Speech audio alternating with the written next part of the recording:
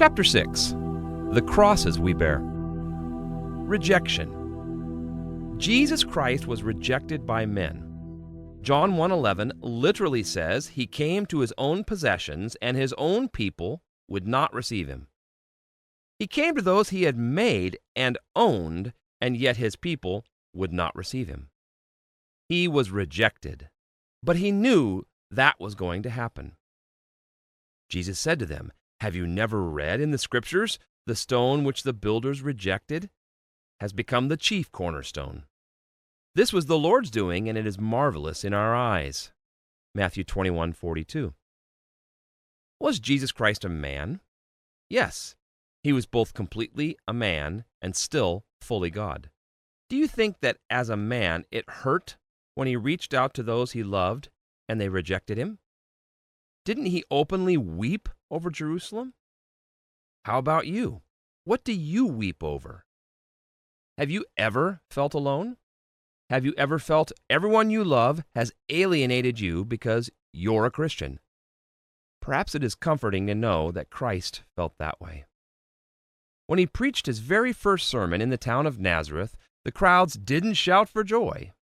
No, instead, they tried to take him out on a hill and kill him. The very first sermon he ever preached turned into a violent riot.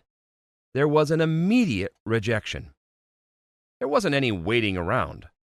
The fellowship meal had to wait. They must first throw Jesus off the cliff. Now, some of us have experienced this type of immediate rejection as we too were sharing the gospel.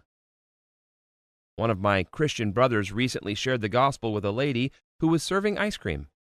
She was telling us how good the ice cream was, and so he said, "Well, have you tasted Jesus? For it says, 'Taste and see that the Lord is good.'" She responded, "What?" And he answered, "You know, Christianity, Jesus." She turned around and walked away. He was immediately rejected.